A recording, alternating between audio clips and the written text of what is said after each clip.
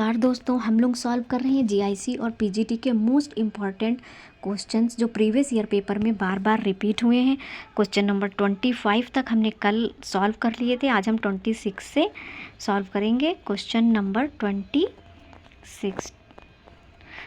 26 है हमारा, निम्न में से किसने जाति स्त्रीकरण के श्रेणी क्रम को अवधारणात्मक रूप में प्रस्तुत किया है। हमारे ऑप्शंस हैं M N. Srinivas, Louis Dumont, A R. Desai, G S. Ghurye. निम्न में से किसने जाति के स्त्रीकरण का श्रेणी क्रम पूछा गया है। क्या श्रेणी क्रम है इसका? किसने इस अवधारणा को दिया है? लुई ड्यूमो ने दिया है। इस अवधारणा को, जाति के स्त्रीकरण के श्रेणी क्रम को किसने दिया है? लुई ड्यूमो ने दिया है। लुई ड्यूमो ने अपनी पुस्तक होमो हायरार्की में जाति व्यवस्था के श्रेणी क्रम एवं शुद्धता अशुद्धता के सिद्धांत पर इनका श्रेणी क्रम आधारित है।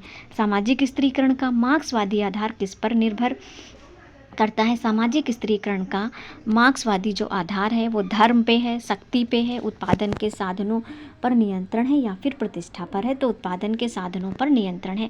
कार्ल मार्क्स के अनुसार समाज का विभाजन उत्पादन के साधनों के स्वामित्व पर निर्भर होता है। क्वेश्चन नंबर 28 है, स्थिति समूह की संकल्पना किस समाजशास्त्री ने दी है? स्थिति समूह यानी कि स्टेटस ग्रुप को किसने दिया है? स्टेटस ग्रुप को दिया है मैक्स वेबर ने। स्टेटस ग्रुप किससे रिलेटेड है? मैक्स वेबर से रिलेटेड है। मैक्स वेबर ने वर्ग, स्थिति समूह और दल को सामाजिक स्त्रीकरण के 3 आयामों के रूप में प्रस्तुत किया है। क्वेश्चन नंबर 29 है, सामाजिक गतिशीलता के प्रकारों में से कौन सा प्रकार ऊर्ध्वगामी कहलाता है? ऊर्ध्वगामी यानी कि अपवर्ड मोबिलिटी, निम्न स्तर से उच्च स्तर पर जाना या उच्च स्तर से निम्न स्तर पर जाना या फिर समान स्तर में ही परिवर्तन हो जाना या कोई भी परिवर्तन ना होना। तो सामाजिक गतिशीलता में अगर ऊर्ध्वगामी है तो ये निम्न स्थिति से उच्च स्तर पर जाना ऊर्ध्वगामी गतिशीलता कहलाता है। और जो क्षैतिज गतिशीलता है वो एक समान स्तर से दूसरे ही उसी समान स्तर में परिवर्तन हो जाना क्षैतिज होता है। ऊर्ध्वगामी अपवर्ड मोबिलिटी होता है, निम्न स्तर से उच्च स्तर पर जाना। जब व्यक्ति या समूह निम्न सामाजिक स्तर से उच्च स्थिति की ओर बढ़ता है तो ऊर्ध्वगामी गतिशीलता हो जाता है। सामाजिक नियंत्रण का प्रमुख साधन क्या है?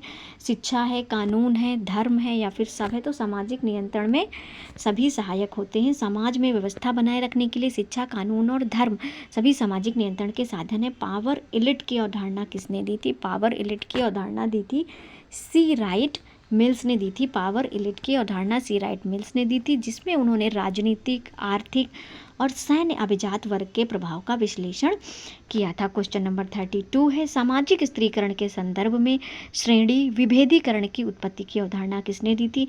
क्या पूछा गया है? श्रेणी के विभेदीकरण की उत्पत्ति की अवधारणा किसने दी? डेविस एवं मूर ने दी, पीटर ब्लाउ ने दी, मैक्स वेबर ने दी या फिर श्रीनिवास ने दी? तो पीटर ब्लाउ ने श्रेणी विभेदीकरण की उत्पत्ति की अवधारणा को दिया हुआ। क्वेश्चन नंबर 33 है, सामाजिक स्त्रीकरण के संदर्भ में वर्ग, स्टेटस एवं पावर की अवधारणा को किसने दिया? वर्ग, स्टेटस और पावर की अवधारणा को मैक्स वेबर ने दिया है, जिसमें वर्ग है, स्टेटस है, पावर है। इन्होंने 3 आयाम बताए हैं, वर्ग, प्रतिष्ठा, स्थिति और सत्ता। जाति से संबंधित माना का सिद्धांत किसने दिया है? ये बिल्कुल रिपीटेड क्वेश्चन आ गया, हट्टन ने दिया हुआ है। हट्टन ने माना की अवधारणा को जाति की उत्पत्ति से जोड़ा हुआ है। विलासी वर्ग का सिद्धांत किसने दिया है? विलासी वर्ग का सिद्धांत दिया है वेबलन ने दिया है। विलासी वर्ग के सिद्धांत की अवधारणा किसने दी है? वेबलन ने दी है। बी.एस. गुहा के द्वारा कितने मूल प्रजाति तत्वों की पहचान की गई है? बी.एस. गुहा ने प्रजाति तत्व 3 बताए हैं, 4 बताए हैं, 5 बताए हैं या 6 बताए हैं? तो बी.एस. गुहा ने 6 प्रजाति तत्वों की पहचान बताई है। क्वेश्चन नंबर 37 है, निम्नलिखित में से कौन सा कथन सही नहीं है?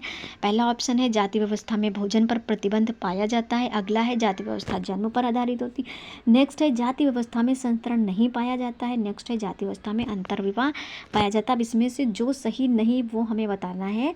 देख लेते हैं, जो कथन सही नहीं, जाति व्यवस्था में भोजन पर प्रतिबंध पाया जाता है, बिल्कुल पाया जाता है। जन्म पे भी जाति व्यवस्था आधारित होती है। नेक्स्ट है जाति व्यवस्था में संस्तरण नहीं पाया जाता, अंतर्विवाह भी पाया जाता है, तो जाति व्यवस्था में संस्तरण नहीं पाया जाता है। सी ऑप्शन इसका सही हो जाएगा। आगामी नागाओं की रीतियों में विपरीत लिंग के सदस्यों के लिए कौन सा शब्द प्रयुक्त किया जाता है?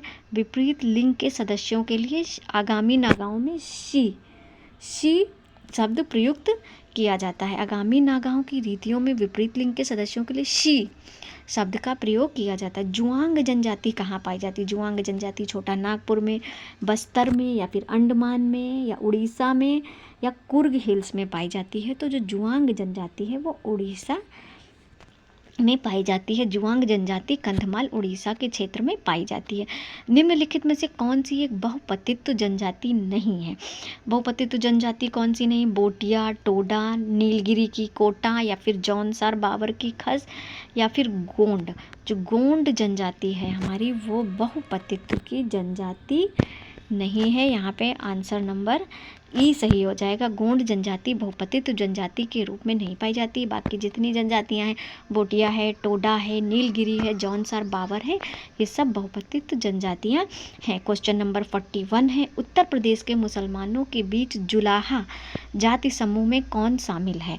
जो उत्तर प्रदेश के मुसलमानों के बीच में जुलाहा जाति में किसको शामिल किया जाता है?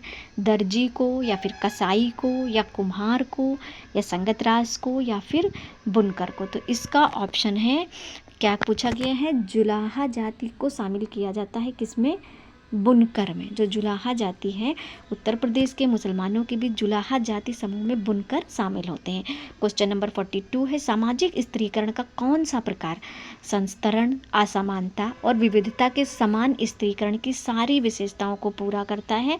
तो इन सारी विशेषताओं को कौन पूरा करता है? वर्ग करता है, या प्रजाति करती है, या लिंग करता है, या वर्ण करता है? तो वर्ण करता है। इसमें वर्ण सही हो जाएगा।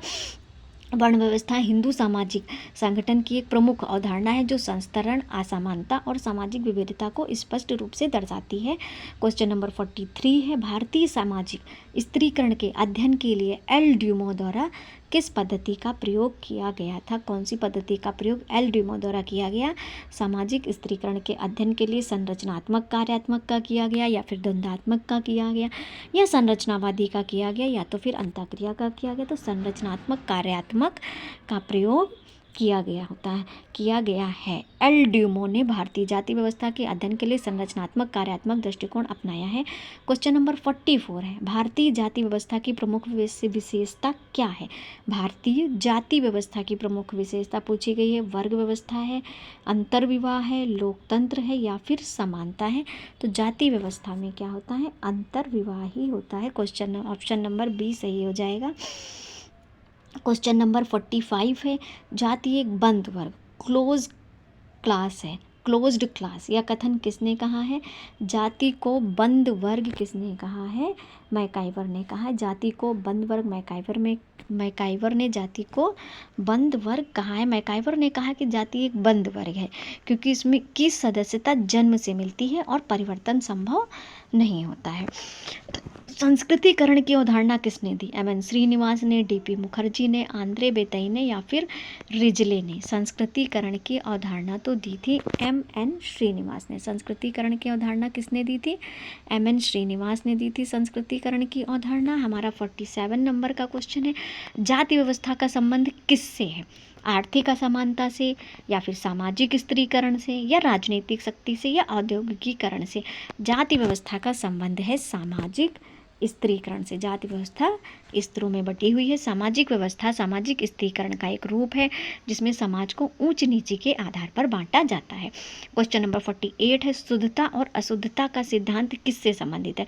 जो शुद्धता और अशुद्धता का संबंध है वो जाति व्यवस्था से संबंधित है। शुद्धता और अशुद्धता का सिद्धांत किससे संबंधित है? जाति व्यवस्था से संबंधित है। भारतीय समाज में जाति का आधार क्या है? जन्म, धन, शिक्षा, व्यवसाय, ये तो जन्म ही जाति का आधार है। लास्ट क्वेश्चन है, जाति व्यवस्था में सामाजिक गतिशीलता कैसी होती है? हमारा आखिरी क्वेश्चन नंबर 50 है, जाति व्यवस्था में सामाजिक गतिशीलता कैसी होती है? पूर्णतः खुली है, आंशिक है, बंद है, या तो फिर लचीली है? जाति व्यवस्था में सामाजिक गतिशीलता बंद होती है। जाति व्यवस्था में जो सामाजिक गतिशीलता लगभग बंद होती है क्योंकि व्यक्ति अपनी जाति को नहीं बदल सकता। तो यहाँ पे हमारे 50 क्वेश्चन पूरे हुए। अगर आपको ये वीडियो पसंद आया हो तो लाइक और शेयर करें, और ऐसे ही जीएससी एग्ज़ाम की तैयारी के लिए हमारे चैनल एग्ज़ाम पॉसिबल को सब्सक्राइब करें। Thank you.